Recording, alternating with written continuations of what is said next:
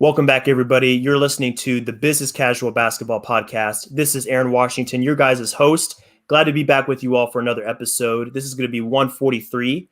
We're going to be discussing All-NBA as well as coaches on the hot seat for this podcast. So All-NBA is always a challenging topic every season. This season is no different. The teams are extremely difficult to pick, and it can be a little bit subjective depending on the kind of criteria you use to select your teams.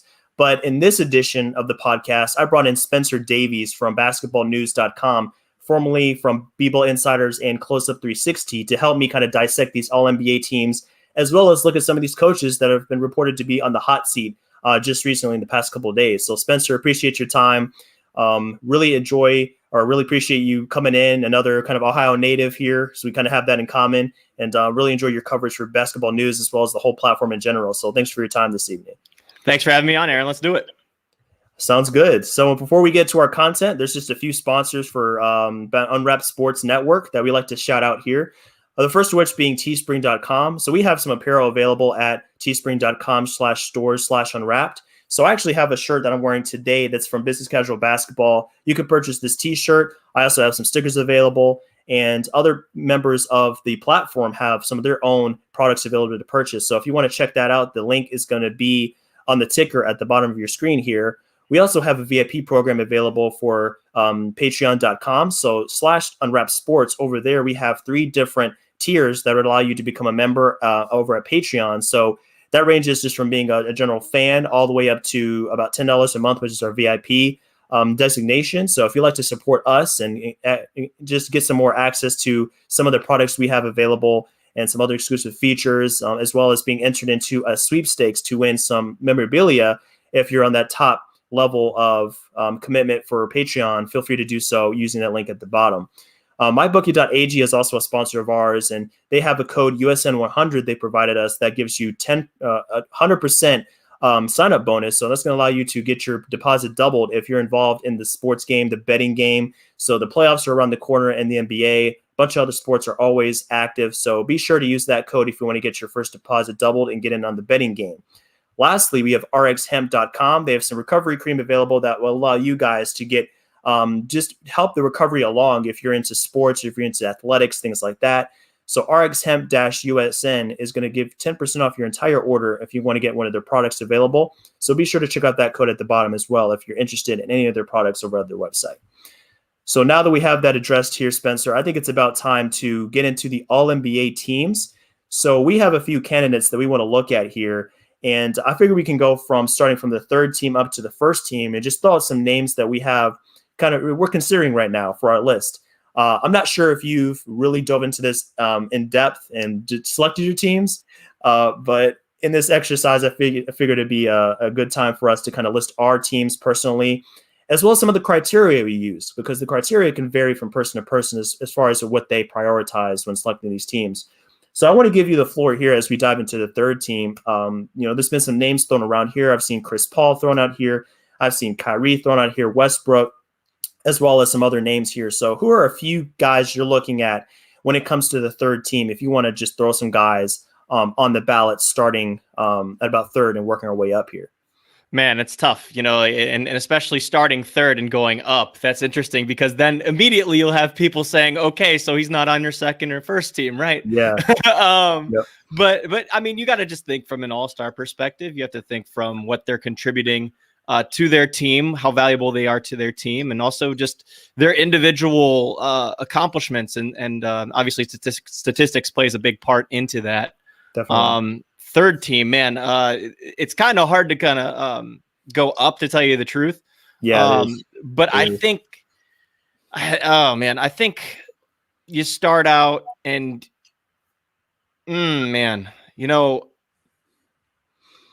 third team. I got to ponder this one. Yeah. Because starting out first, maybe we go from top to bottom and kind of, do it from that way. Because then at least, you can list out like who's on top and stuff like that. Not to change your format, of course.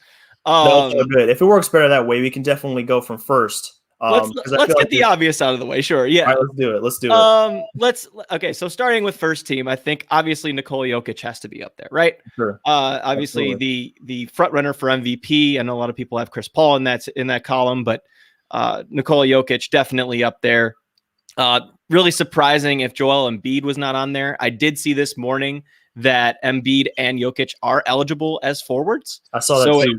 It is possible for those two to both make it, and in that case, they have to make it, right? For sure. Giannis Antetokounmpo, I think, has to make it, right? Definitely. So there's three off the bat there, and then you kind of get into this area of the guards, and it's tough when you look at records and such, right? But you have to imagine that Stephen Curry would be on that list. Just because of the impact he's made. Would they be even close to 500 if he wasn't playing? It's the individual feats that I think really play a factor, and it's really tough to narrow it down. Guard wise, I would see, this is where it gets tough too. So many guards, man. There's a lot of guards. There's a lot of guards. So here, let's start with those three. I think that is probably a good way to kick off the all NBA conversation with Giannis, Jokic, and Embiid. And then we can kind of maybe come to a compromise together. How about that? Instead of separate it. That sounds good. Yeah. I mean, we don't necessarily have to say like my list, your list. I mean, I guess my thought for this exercise is just to throw out a few names that I guess we're considering for that team. So this doesn't necessarily have to be like, these are my picks concrete. So just in case, people want to come at your head, I'm sure on Twitter that there's going to be the haters going to say like, how could you not put such and such on this team? And you don't know basketball. And of course they're going to shoot go directly for your knowledge of the game, which, doesn't make sense to me. But I am totally in agreement with those three names. The only thing about this year's All NBA team, especially the first team, is that designation for Embiid and Jokic being eligible for forward. That's weird to me because I go to Cleaning the Glass. I look at the positional breakdown, how many minutes they play at each position. 99% of both of their minutes are at center. So they've virtually played no minutes at forward. So that's a little bit weird to me while they're eligible. But if we're going off of that criteria, you have to have both of those guys in the first team just based off of their team success, number one, and then their just overwhelming impact on the court. In a multiple areas. So we're going beyond points per game. We're even going beyond rebounds per game. For Embiid, it's the defensive impact.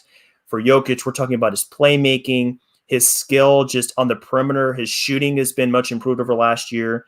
And then you're talking about Curry, and you mentioned it, that the individual just the feats that he accomplishes every night with a roster that's very lacking, a lot of holes. So you add that in. This is a guy that has to go out there and produce when the defenses are keyed in on him. They're double, triple teaming him every night, and he's still able to put up 30 and 40 on overwhelming efficiency, both outside and inside the arc. So all of that put together, very impressive. Now for that fifth name, I've seen a lot of people vouch for Luka Doncic for that second guard spot. I tend to agree with that. Just, his all around the board impact. The team success is there to an extent. They're still going to be battling for the play-in, so they're not as high up on the list as maybe say the Bucks or the Nuggets even. But you're just looking at his all-around impact, and just every night it's like he's breaking another record. He's just pushing the boundaries for a guy his age. It's really incredible. How do you feel about Luka Doncic being a part of that first team? I think he absolutely would make a lot of sense to be there. I mean, if we're going to judge it off of record again and base it off of team performance again. We just brought up Steph Curry, and they're 3 seeds behind him in the race right now. So I don't think you could use that against Luka in that type of situation. Exactly. It would be hard to. Again, it is based on criteria. It is based on record. It's so subjective, Aaron. Like that, it's just so hard. And this is where I don't envy the people that do have a vote with this. Because it's directly tied into, incentives, bonuses, all that stuff. That's it's nice to just kind of ponder it, right? But then you look at, another area that I look at is games played, amount of games played. Why shouldn't, someone like just off the top of my head, someone like a Donovan Mitchell be in this conversation with his team in first place with the best record in the league. A Chris Paul could be the same thing, someone who's turned it around. And if he's in the MVP discussion, then you would have to think he's all NBA first team, wouldn't you? There's no all NBA second teamer or third teamer that's going to win MVP. So it is very difficult, but I think that starting at Steph, Luka, Giannis, Jokic, Embiid would be a good way to kind of do a rough draft of this, if you will. I don't think that like a Harden or a Durant will make first team because of the lack of games they've played. And that's through like literally no fault of their own. They get injured, all that stuff, but it's just the reality of the situation, is it not? Yeah, that's exactly what it is. Sometimes it just comes down to circumstances. Some guys are put in a unique perspective one season to just absolutely dominate. And that brings me to another name, which if we're not going off of the traditional designations of position, so let's say Embiid is second team. So let's say we use the traditional format and Jokic is the only center. I would actually be inclined to include Julius Randle in that first team. That was my name. Yep. That was my next name. Nice. For sure. It kind of blends all the elements together, right? Because you're thinking about the raw stats, 24 points per game, 10 rebounds, 6 assists almost, 42% shooting from three on solid volume. You blend in the fact that his Knicks team, this is the best Knicks team we've seen in almost 10 years. You blend that in, the success is there, the team record is there, and the games played are there. The consistency is there. 65 games played this season out of a possible, I want to say 67 games they've played so far. So he's missed almost no games. And every single night he brings his best. The defensive effort is there. He leads the team in points, rebounds. He's a primary playmaker for this team, handles the ball so much. And you got to think about how many minutes per game he's playing. I mean, I think he's leading the league in minutes per game. So you throw in the durability, you throw in the load he's carrying for this team. And this is probably going to be a one-off situation for him. I can't see him making All-NBA first team again, just because of everybody else that's been hurt. We just mentioned Harden and Durant. AD has missed significant time. LeBron has missed significant time. But nonetheless, I think this season he is deserving because all the elements come together for him at just the right time.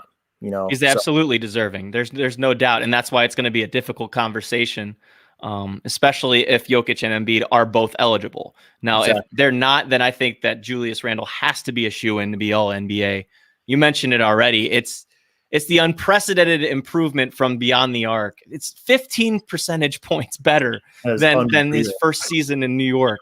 You look at the record they had, their fourth seed in the East. Nobody saw that coming. The playmaking ability, you already mentioned it, but it's just the complete evolution of his game. The way that he's turned into this finesse but powerful force.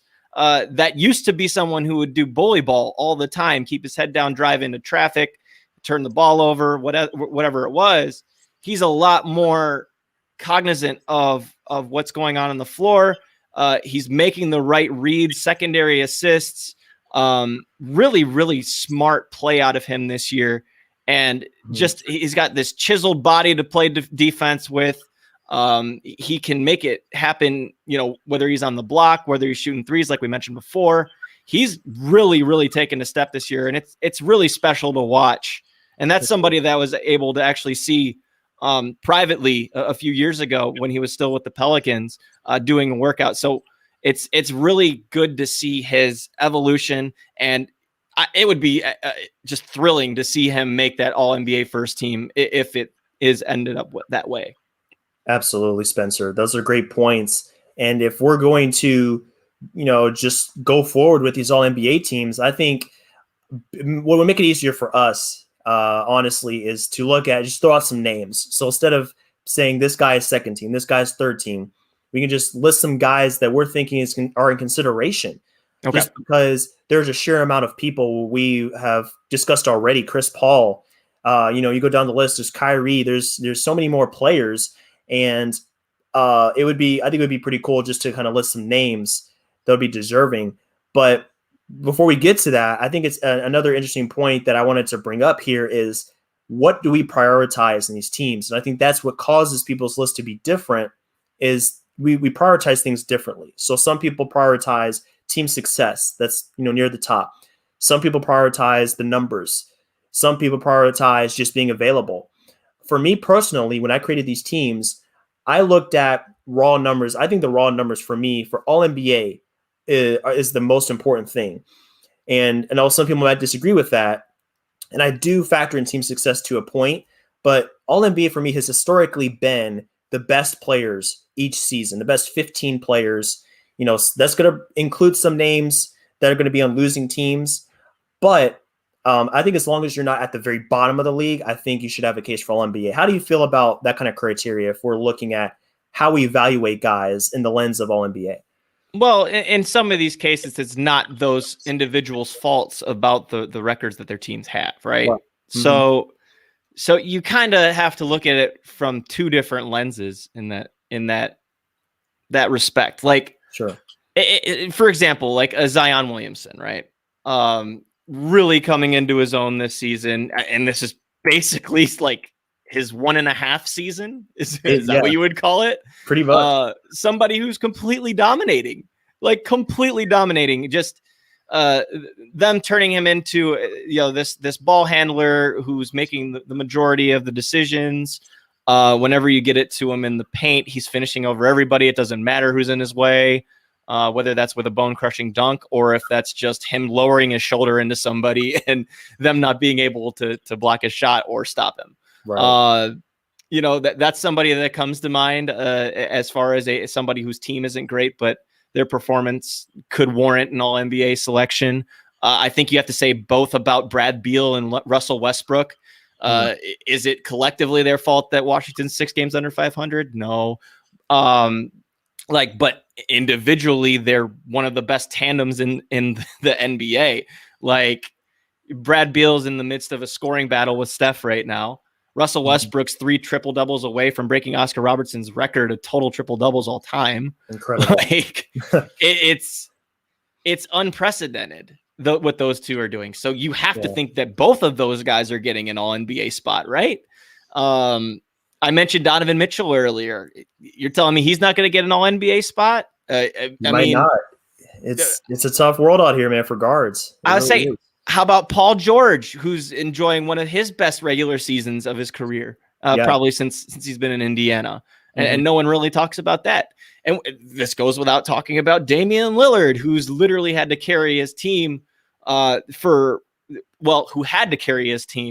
that month in January, February, whatever it was, and was doing superhuman things. Yeah. So Ben Simmons, one of the best defensive players in the league.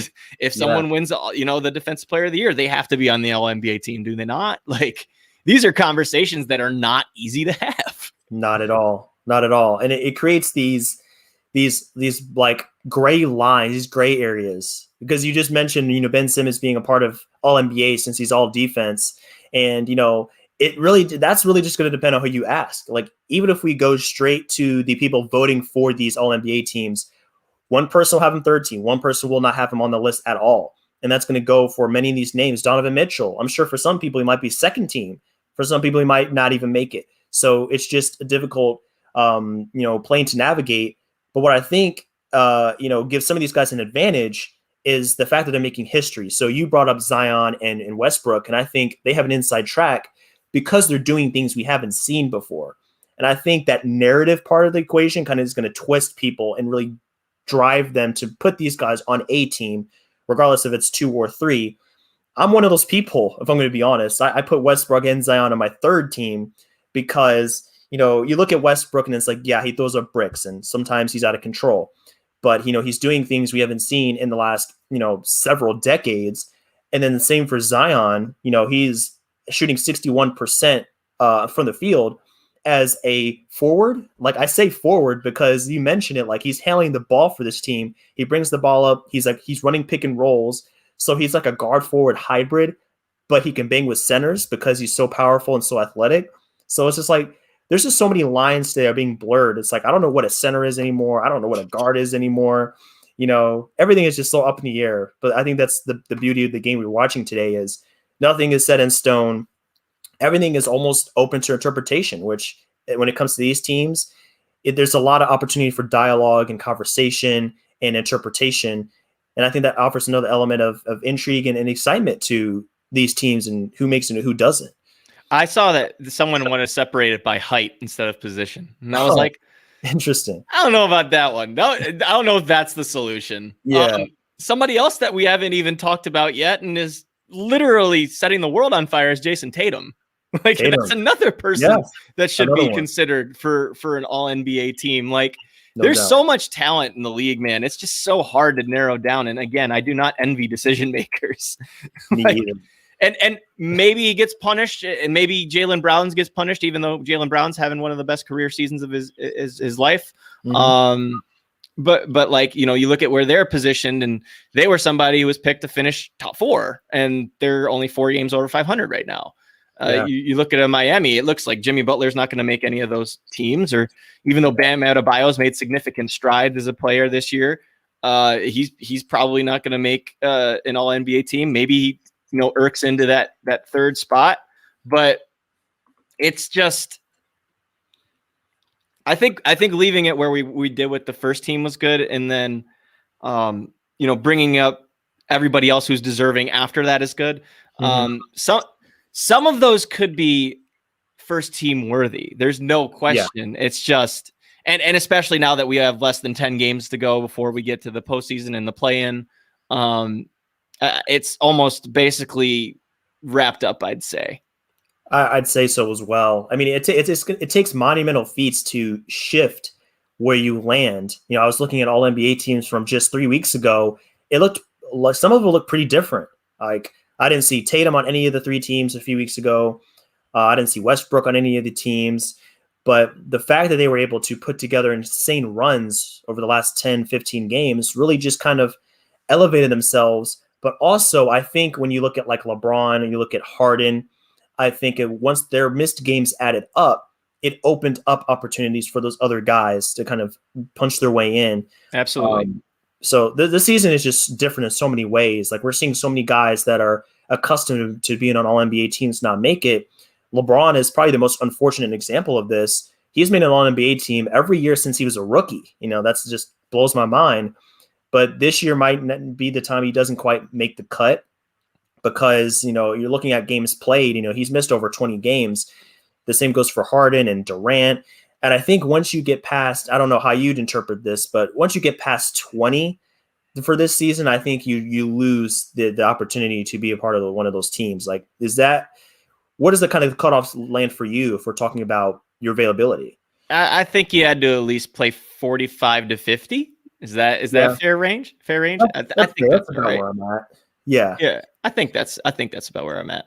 Oh, those are the other two that I didn't even bring up either was Devin Booker and Rudy Gobert. Yeah. Like 2 more. So they just keep popping up in your head and you're like, well, okay. have a pool that you pick from, and then it's like an exercise in elementary school. You just got to match them up. Pretty much. That's why I think, Spencer, this season we should be a little bit more open-minded when it comes to these teams, because as we know, the criteria is just so crazy, and I think the circumstances of the season opened the door for more names to pop in, so we have more choices.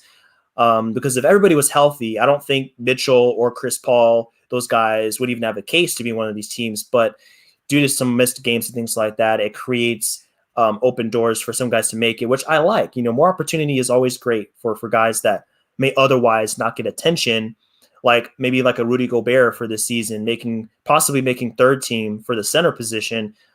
Really nice recognition for his part, because as we know, Utah doesn't get a lot of national coverage.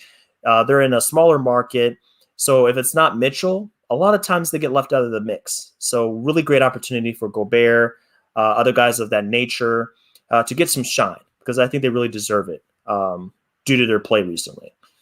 I would have to agree. And I think that those two that are at the top of the Western Conference have as good as a chance to win a championship as anybody else. I really do. And it's crazy that, that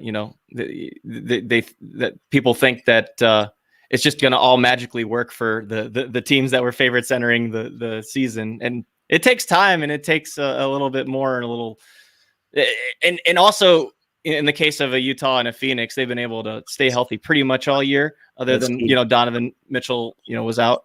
And it's shown just by the consistency and the camaraderie, and the record indicates that. Yeah, totally agree. Availability, consistency, that goes a long way, especially in the regular season where it really is a marathon, if you're thinking about it. But those are great situations. These coaches have been put in positions to lead great teams. I talked about some awards recently on a recent podcast, like Coach of the Year. A lot of great names came up. You go down the list, and, Steve Kerr is right there in the mix. You go all the way down the list. I mean, there's so many great names out there. Quinn Snyder's done a fantastic job, but those situations are not universal. There's going to be some teams that struggle, and as a result, those coaches are going to be in a position to potentially lose their jobs at the end of the season. So that brings us to our second segment here, which is coaches on the hot seat. We got to look at some guys that, they're really fighting for their lives as far as their positions here in the league. There's two names here that have been coaches for multiple years, and they've had a lot of success, but their teams they haven't quite got over the hump, and that's why they could be on their way out. So these two names here that we're going to start with are Terry Stotts and Mike Budenholzer. So the Blazers and the Bucks, if you think about it, they're in similar positions, right? So you look at the Blazers with Terry Stotts, and they've been a playoff team almost every season that Stotts has been a head coach. So 8 seasons out of 9 that he's been a head coach, 3 first-round outs. One of those was a sweep, 2 semifinal outs, and then 1 out in the conference finals. But the problem here is they've only had 2 seasons with an above-average defense. Historically, their defense has not been great. And what that results in is they get exposed when they get to the playoffs. The Warriors take advantage of them. The Pelicans one year got them. You go down the list. It's like it's tough out here in the West. But Stotts is a great coach. They've had a lot of success. But this season hasn't really been any different. You're 7th in the West right now. They've suffered with health issues previously. You touched on that earlier. And the roster is underperforming even when they have everybody back. So, Spencer, if we're going to look at this team, first of all, before we get to the Bucks, it's like, what is it going to take for Terry Stotts to stay off of that seat? Like, are they going to have to make the conference finals? Like, I mean, I have to imagine if it's a first round out again, this might be the end of the road for him. Like, do you feel that way? I think so. And that's, as an ardent supporter of Terry Stotts, what he's done for that city and what he's done for that team. Big time. There's so many situations where you weren't looking at Portland at all as a playoff team, and they'd come out of nowhere, and they were always kind of that underdog. And it fits with the mentality that, both Damian Lillard and CJ McCollum have had their entire careers, even from when they were starting. For me, if they don't get past that first round, it's time for them to part ways, just to get a new voice in there, just to get a new leader. There was an article that came out by The Athletic that was naming a couple of coaching candidates, and that Neil Olshey wanted to get a splashy hire. I couldn't disagree more with the quote unquote splashy hire. I would go after somebody who was a former assistant for them, and someone that Dame and CJ both voiced their support for when Ryan Saunders got fired in Minnesota, and that's David Vanterpool with the Timberwolves. I think that would be an immediate fit, somebody that already knows most of that roster, someone who's worked with that roster, and could really, benefit from coming back and working with the players that he helped develop. That's a good name. But yeah, I think that would work most. I know that The Athletic, they named a few candidates. I know a few were Jason Kidd. Nate McMillan was a name that came up there, but he might just get the permanent job in Atlanta at this point. Solidified. An interesting one I saw in there was Brent Barry, who's been with San Antonio for a number of years. But I just think David Vanterpool can be like an in-house candidate that just left for a year. Or just left for a couple of years, whatever it is. Exactly. I think that would work out well for him. But yeah, to answer your question, I think if they don't get out of that first round and, the defense continues to have its issues, I know there's been injuries, but they did bring in Robert Covington and Derek Jones Jr. to fix that up. And while they've been good individually, it hasn't changed much of the defensive mentality that they've been trying to improve for a number of years now. So at some point, someone's have to take the fall for that, and it could be Terry. That's what it comes down to. Like, if you change that roster year after year and you find yourself in the same position, eventually the coach is going to take the fall for that. And I think their defensive issues, it comes down to their two guards as well as the center position, which has been a little bit of a point of weakness as well. You look at who was manning that position for so many games for them. It was Enes Kanter. As we know, not the greatest defensive presence, that's putting it mildly. And, I think it has kind of like an effect, a ripple effect down the roster. So, as a result, it doesn't look like this year's going to be any different. I look at how they match up with the Giants of that conference, and it looks like it's going to be the same story. Because if they finish with, let's be optimistic and they get sixth, you're matching up with possibly either the Nuggets or the Clippers. And I think both of those matchups, they would be a heavy underdog, even with this roster that's fully healthy. And if they're in the play-in, it's an even worse situation. They might not even make the playoffs potentially. And that would definitely be, that might be curtains for Terry Stotts. It's just unfortunate. If we transition to Mike Budenholzer, it's more of the same. This is a team that's made the playoffs since he's been there in 2018. It was a radical transformation after the departure of Jason Kidd. That's a name that you mentioned being an opening for Portland that I don't know if I'd personally be thrilled with, just based on his track record and some of his shortcomings. But Budenholzer he's been a great coach in the regular season, but his problem has been in playoff adjustments. It got exposed 2 years in a row by the Raptors and the Heat. And then that's where his shortcomings come in, even though they've been a really great team. They've had a lot of great playoff success, but it's not a championship. It's not a finals appearance. They're going to need more from that team. But this is where it differs from Portland's situation, because there's an avenue for them to be better. You're looking at Drew Holiday's addition. You're looking at a few tweaks they made on offense and defense.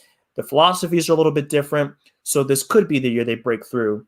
And I'm sure Budenholzer is really praying for that, because it could be his last chance to remain on that coaching staff for Milwaukee. It could be. And you already brought it up, but the defensive adjustments is what I'm looking at. He's been more open to the switching, and he's not just, dropping Brook Lopez every time and manning him in the paint. Like, he's actually staying out there. Mm-hmm. And, guys are, like I said, switching out there on the perimeter, and if they're not going by the same strategy as they've had for the last 2 years, right. which is probably something that Bucks fans love to see. That even though some of it came in losses this regular season, the experimentation is what they needed to witness, because you can't have what's the definition of insanity? You keep doing the same thing over and over again and expect the same results. Yep. Yes. So I think the willingness to change a mindset and to do that is going to help him and forebode well for him. I don't know if they're holding them to this win a championship or you're out thing. I think that the minimum goal should be to get to an Eastern Conference final and then see where that takes you. But I think that the Bucks have a great core. I think, now that they have their full core locked up for a number of years now, we know that Drew Holiday signed his max contract extension. They had Chris Middleton sign his contract extension last summer. They had Giannis sign a supermax in December. That's their big three. They have it set. They have a number of good role players. I think that Bryn Forbes has been tremendous off the bench. Oh, yeah. I think that Bobby Portis has brought an interesting dynamic to this team. I believe that, getting someone like a PJ Tucker, someone with plenty of experience and having been there, was big time for him. I like the pieces that they have this season. And they've got, I think they've got enough to get it done. Whether that happens or not, we will see. But as we saw in the short 2-game series with the Nets, and even though the Nets weren't at full strength, they didn't have James Harden, but they did have KD and Kyrie both games. Yeah. The Bucks were the better team in those 2 games. So we'll see, obviously, how that changes when Harden comes back into the fold. He said this morning that he's pretty confident that he'll be back before the playoffs. So that's good news for Brooklyn. But I think that they have enough to match up with, that caliber of a team, and with a Philadelphia. They're certainly up there with those contenders. To be honest, I think that there's 6, maybe 7 teams that could win the NBA championship this year. Like, it's that wide fair open. Assessment. It's that wide open. Yeah, it really is insane. Like, if you throw in Phoenix and the Jazz, we're really expanding the pool to way more teams than I think either of us would thought going into the season. And that's what makes it simultaneously exciting for the organization of the Bucks, but also there's an element of like just uncertainty here. So I mean, as you mentioned, like they have every piece you could want. They have 3 great two-way players. Like that's the thing about their 3 compared to like a Brooklyn's 3. Like they have the opportunity, the ability to lock it on both ends of the floor. And I think that bears itself out, especially when you're looking at those matchups with the Nets. They have guys that could stick on Kyrie and KD and feel like we have a chance. The odds still aren't great for stopping those guys just because they're such legendary talents, but just having the opportunity to slow them down, make them a little less efficient, that's going to pay dividends in a playoff series, especially in a small sample of 5 to 7 games possibly. And that's where I think Budenholzer should feel better than in previous seasons. So this is almost a complete roster. They have a backup big in Portis. They have great shooting. They have great creation defense. So I think people are sleeping on this team. Most people are going to say, like, if you ask somebody, who's your favorite? Clippers, Lakers, if they're healthy, the Nets, the Sixers, but don't sleep on the Bucks. They have the opportunity to make it a long way because they have the experience. I think they knew exactly what they had to fix going into this season based off the last 2 years, and they did it to a T. So that's why I'm very confident in them right now. And that's a credit to their front office for going out and upgrading that point guard position, bringing in someone who's a little longer, more versatile in Drew Holiday. And I think that, bringing in Drew has even improved Chris Middleton's game. Somebody who's been consistent and as reliable as ever, but taking a little bit of the responsibility off of his shoulders to be that number 2 guy. Feel like both Middleton and Holiday can be that number 2 guy on any night. And it's not, that pressure on his shoulders to be that guy every night in case he doesn't have it going. Sure. And I think to push it a step further, if Giannis doesn't have it going, I think one of those 2 guys could be the number 1 guy in one game. On a certain night. Absolutely. Yes. Yeah. Yes. Mm-hmm. Definitely the best player on the floor, which is that's a special combination of talent and depth for that team. That's really incredible. A team that's really lacking for depth right now, or really lacking that kind of consistency, is the Indiana Pacers. And I'm sure you've seen the reports that came out today on Twitter. There's a lot of internal, like everywhere you look, it's just like a freaking forest fire that just appeared in Indiana today.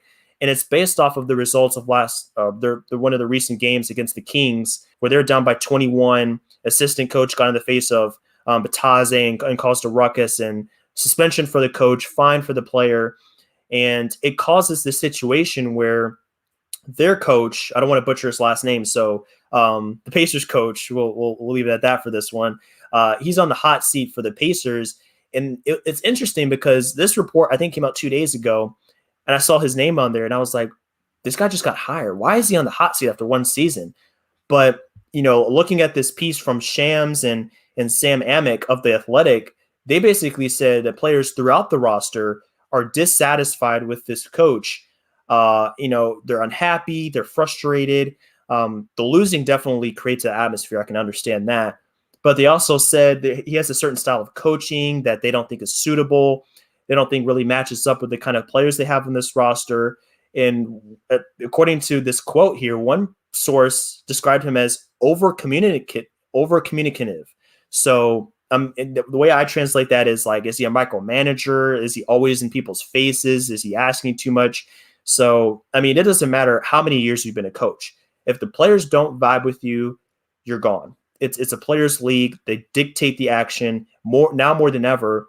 And it's unfortunate because everybody was high on this guy coming in. But, if you're ninth in the East, almost 10th, based off of this roster and the kind of expectations you have, in addition to the turmoil of the team, you find yourself in the hot seat. So still time to turn it around, but the results, the signs aren't good right now in Indiana. Yeah, there's definitely a quick trigger, it seems, that's coming out of there. And what's baffling to me is, even though they've changed the style, so the reports were that the Pacers were a little too worn out by Nate McMillan's, tough style. He's a little bit more of an old school coach, defensive minded, but the pace was down and all sorts of those things, and that he was a little too hard on him. It's funny to me because they're saying now that Nate Bjorkgren is being a little too over communicative. And by the way, this could very much be the truth. But for me, when I look at this Pacers team, and again, it sounds like a broken record, but you just look at the injuries and the difference and turnover with the roster. The one thing that's concerning me is their defensive approach. They're giving up way too many points. Too many points. I think a funny thing that I said on my podcast last week was they scored 152 and gave up 154. Yeah. In the span of 72 hours, Aaron. Like, what in the world is that? What is that? But this is the world we're living in, man. Like, who would have thought like 5 years ago that's even possible? Right. Exactly. I like the pieces they have, though. I mean, you look at Brogdon, Sabonis, LeVert when he finally, gets healthy, and he's shown flashes of being himself again. But when he gets a full season off and gets to work and gets back in there, I think he could be one of the better guards in the East. So they have the pieces there. For them to have this record is not really excusable, and it goes the same thing in Boston, honestly. But I don't know if I would pull the trigger in 1 year. That's just a little too much for even if he's not connecting with the players. Obviously, everything gets better when you win. Yeah. And always. Early in the season, like the first 2 weeks, Sabonis and Brogdon, those guys were talking about how much freedom they were letting him play. He was letting them play with. They loved him, called him a genius. So is this a little bit of emotion talking right now? Like that. That's what I'm thinking. I'm thinking that.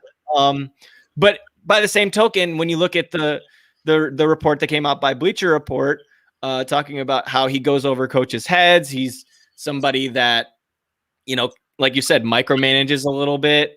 The report about TJ Warren requesting a trade when he got hired was interesting. TJ Warren did deny that on Twitter today, though. I saw that.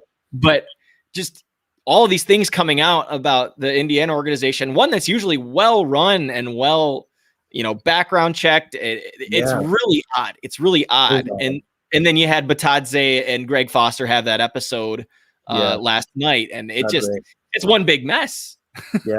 I saw somebody say today, I think it was a Pacers fan or someone that covers the Pacers. They're like, we were on the floor with the Sacramento Kings, and somehow we were the more dysfunctional team on the court. And that's not a good look. The Kings have had their fair share of issues, but I think it's partly the losing, and then partly just there's some shortcomings here with this team that they have to address. But let's finish up this pod here, man. We got just 2 more coaches we can run through real quick. But Luke Walton here is another guy, just talking about the Kings here, nice transition. They're on pace to win less than 35 games for the second straight season under Walton. So I think the season before he got there, they're at 39. So they drop off. I think they were 31 last season. This season, they're probably going to be under 35. They're going to be around that same mark as last year. They're terrible defensively, 30th in the entire league. So he's failed to change the culture of this team. They're still losing culture there. I think they just have to address that defense because the pieces are there. Their offense is insane, but they just have to get stops. And I don't think that's going to happen with Luke Walton. So I think of all the coaches here, I want to say this guy right here, Luke Walton, is the most likely to be fired after the season. I don't really think there's a way he can save himself at this point. It might be just kind of written. What if they miraculously make the play-in game? And I'll push back on one thing on that defensive point.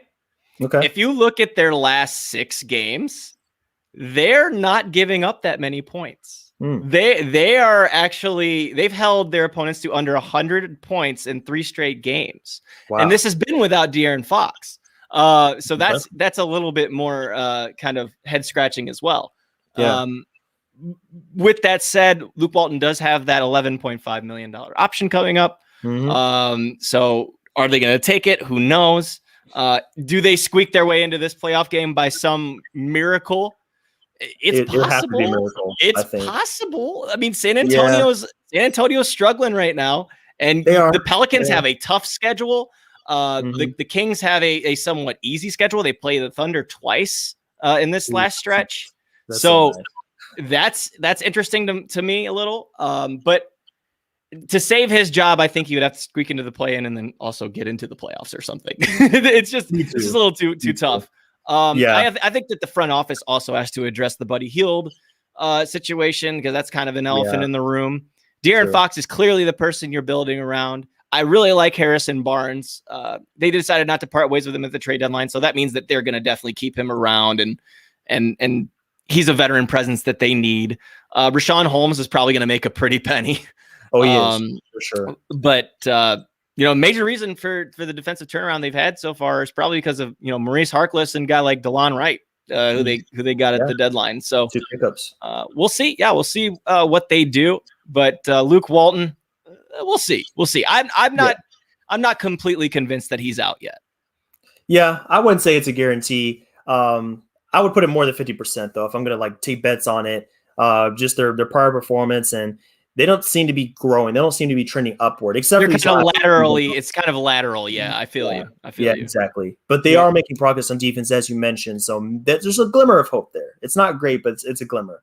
But another coach has actually really helped his case, Scott Brooks. I mean, I think if we go back to 30 games into the season, people were like, this man is gone. But the script is completely flipped in the second half of the season, and now Westbrook and Beal are doing their part.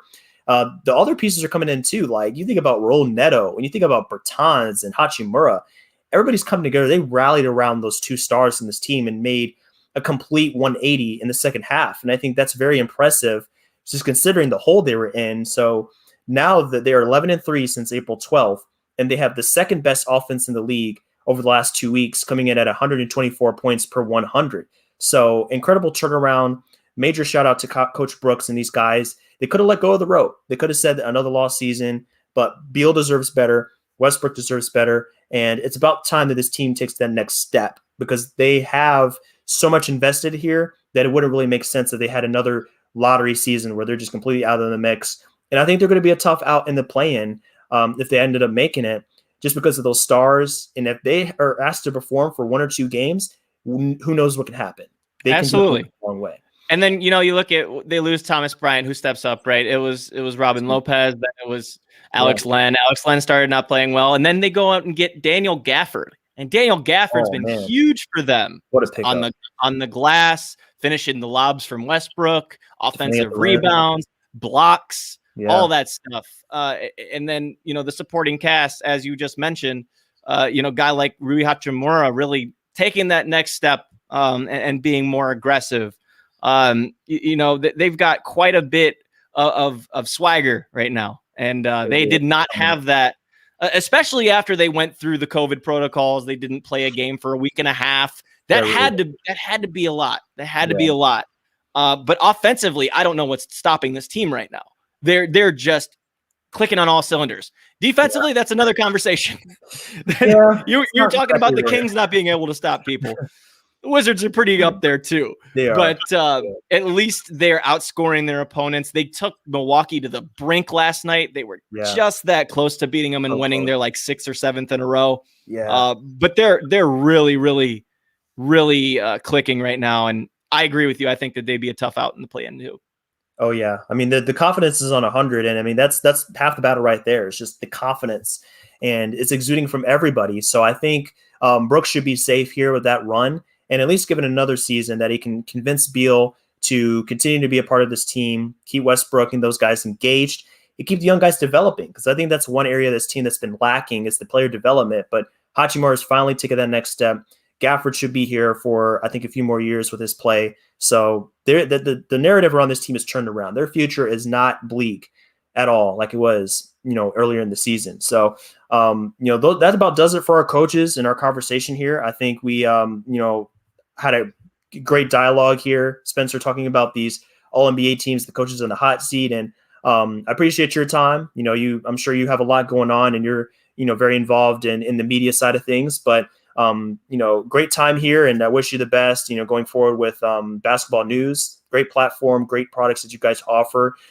Before you go today, why don't you let the listeners or watchers know where they can find you on Twitter, and if they want to get involved with your the podcast or anything else you got going on right now.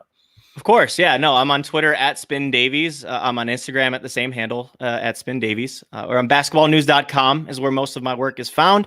You're going to find exclusive interviews. You're going to find player interviews. You're going to find player perspectives. That's the best part about our platform right now, is that we have perspective that nobody else has. We have former players that are writing articles for us. We have an amazing podcast network, 10 different podcasts for you to listen to. That includes the Rex Chapman Show, the Posecast with James Posey, the Tom Thomas's, the Rematch, and much more. Neat and Unfiltered with Kenyon Martin and Jadakiss. I know you want to listen to that one. So those are some great podcasts that are a part of our network. And then again, basketballnews.com. Really enjoying the work that we've been doing. We're still kind of in our infancy. We've been going since August, but we're growing, and our exposure is getting up there. So really proud of that. If I do have a quick plug, I did just have a one-on-one interview with Derek White of the San Antonio Spurs. That is on our homepage right now if y'all want to check that out.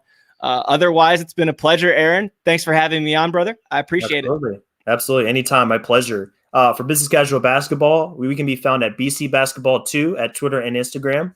And bcbasketball.info is where you can find us online if you want to get involved in our blog post and everything else that we have to offer on our website. So thanks, everybody, for taking your time this evening out of your day to listen to us. Enjoy this NBA season as we approach the playoffs. Enjoy the rest of your day. And we'll be back on the podcast next week with some more NBA analysis. Until then, take care, and we'll see you soon.